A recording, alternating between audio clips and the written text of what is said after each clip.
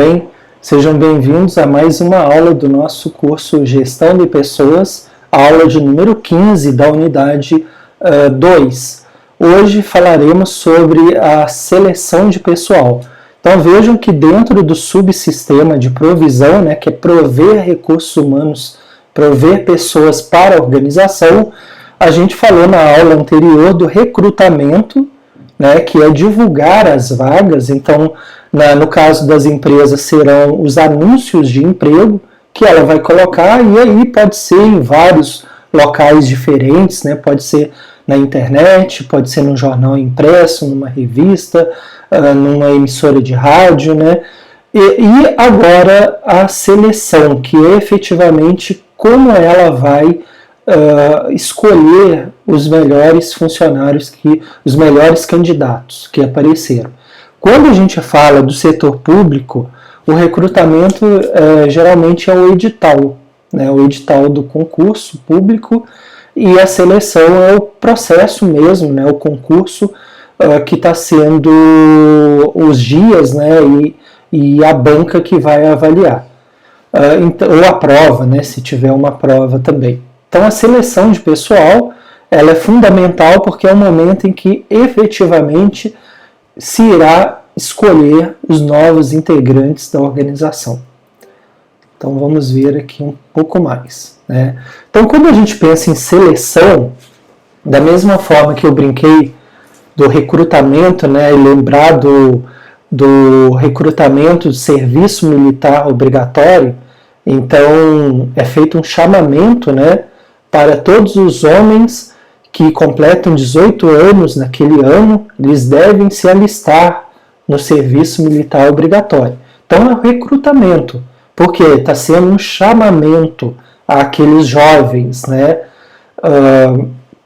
Já a seleção será efetivamente aqueles que irão fazer parte, por exemplo, daquele serviço militar, ou no caso da organização, aquelas pessoas que são escolhidas.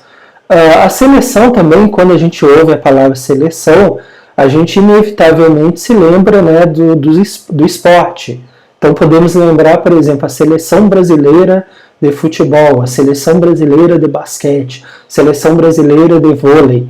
Seleção. Então, dentre todos, estamos selecionando aquele grupo ali de jogadores, de atletas, que é considerado pelo técnico os melhores no momento para envergar a camisa da seleção.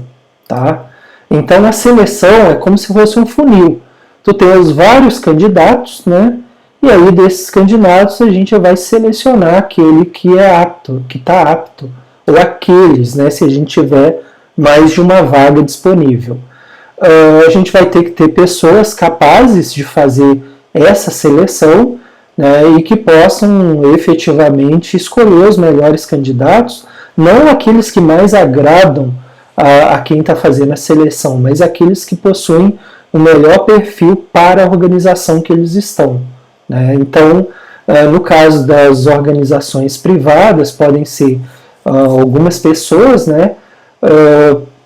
ou pode ser o gerente de recursos humanos, ou o próprio proprietário da empresa que faz a entrevista, ou no caso do serviço público, geralmente é uma banca, um concurso, então pode ter provas, pode ter entrevistas, pode ter análise de títulos. Então, eu já passei por alguns processos seletivos, então, por exemplo, um deles foi, na verdade, nem foi o processo, não foi nenhum processo seletivo, foi aquela indicação de um vizinho de casa, que era gerente de uma loja, ele sabia que eu estava fazendo um curso de informática e me convidou para trabalhar na empresa dele. Então, nesse caso, nem houve um processo de recrutamento, não houve divulgação da vaga. Ele simplesmente me escolheu para trabalhar lá. Então, na outra empresa que eu falei, eu deixei o currículo e alguém lá imaginou, olha, ao invés de anunciarmos, tem esse currículo aqui, eu gostei desse currículo, vou ligar para ele e convidá-lo para vir aqui. né?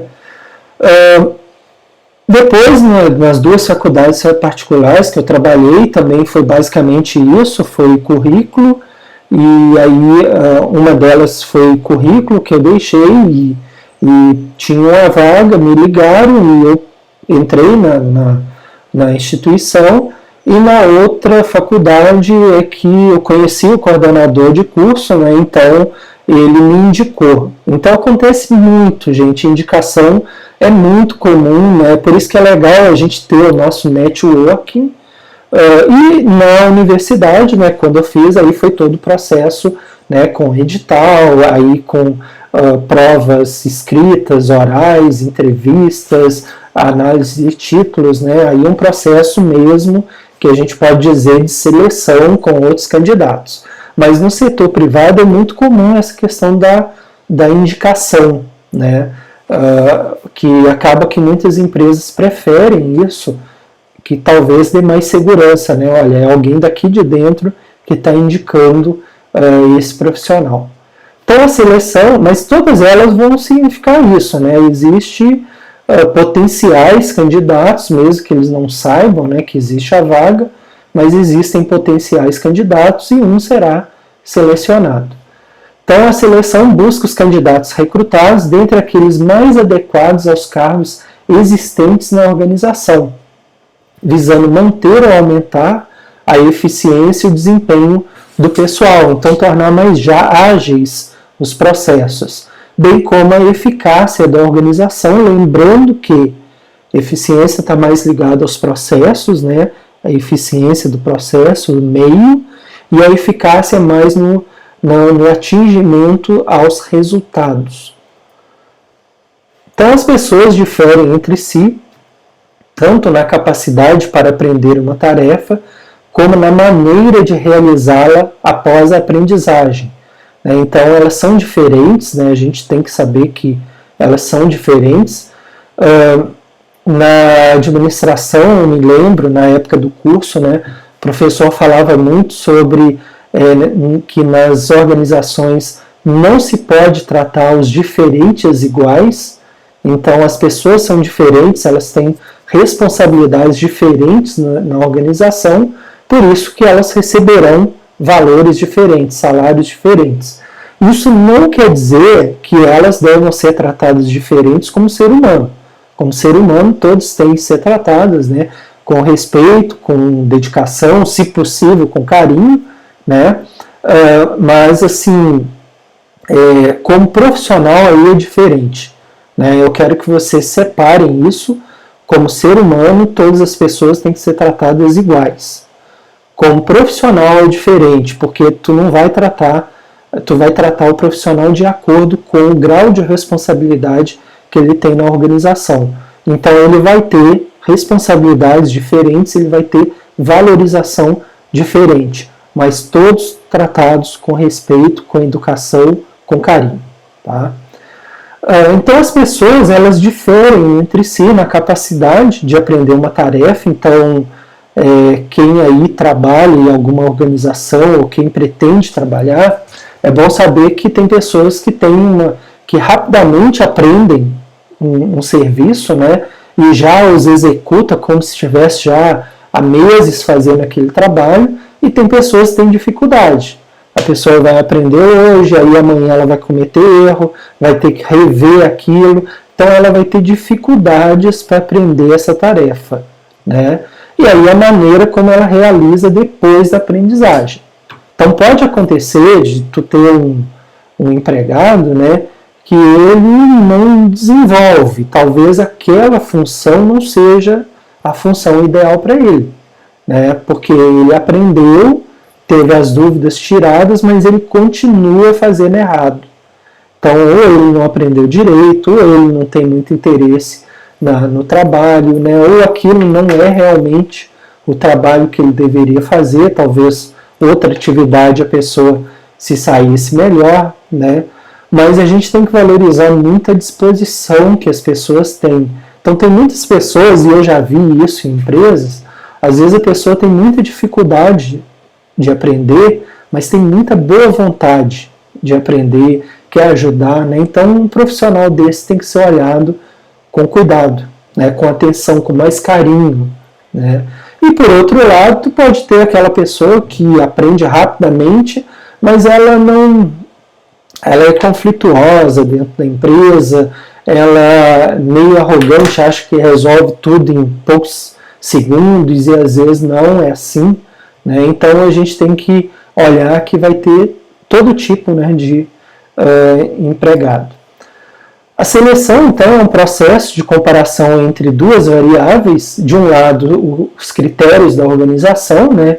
Então, o que são os requisitos do cargo, quais são as habilidades ou formação profissional que precisa, e as competências individuais. E, de outro lado, as características do candidato. Então, vai ser feita entrevista, né? Vai ser ver o desempenho dele, o relacionamento dele com outras pessoas, né, como que ele trata as outras pessoas, a experiência que ele teve, tudo isso vai ser analisado. Então, tu vai confrontar o que a organização espera do cargo com o que a gente está vendo aqui de habilidades dos funcionários.